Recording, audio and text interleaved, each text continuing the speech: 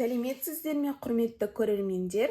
Біз бүгін екі таңбалы натурал санды 11 санына көбейтуді үйренеміз. Ол үшін бізге алдымен мына жерде ортада тұратын санды табуымыз керек.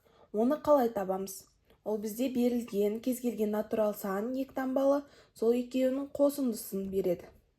Яғни мына жерде бірге бірді қосамыз, ол бізде мына жерде ортасына жазылады.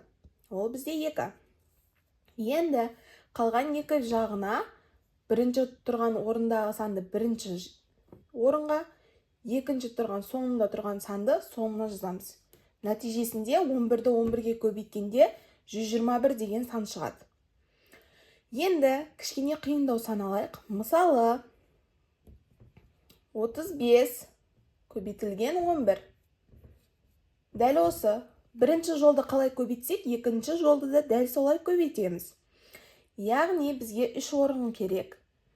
Бірінші бізде ортасында мына екі санның қосындысын табамыз. Ол бізде 8 жазып алдық.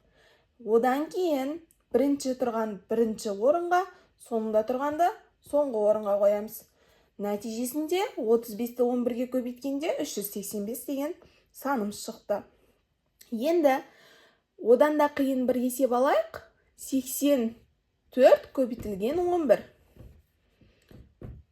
Дәл алдыңғы шығарған есептер бойынша ортада тұрған санды анықтаймыз.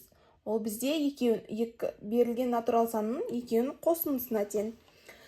8-ге 4-ті қоссақ бізде 12 деген сан шығады. 12 деген сан бізде 2 таңбалы сан. Біз мына жерге бір таңбалы ғана санды жаза аламыз.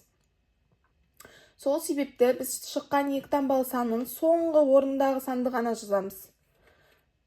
Баған түрде санды қосқан кезде соңғы санды жазып, алдында санды ойға жіберетін едік. Дәл солай жасаймыз бұл жерде де. Енді 1 деген сан бізде ойымызға кетті. Мұна тұрған 8-ді мұна жерге жазатын едік. Ойымыздағы 1 мен 9-ды жазамыз. Ал соңғы тұрған 4-ті соңғы орынға жазамыз. Нәтижесінде 924 деген сан шықты. Ал енді сіздерге есеп болсын. 98 көбейтілген 11 деген санның жауабы неше шығады екен?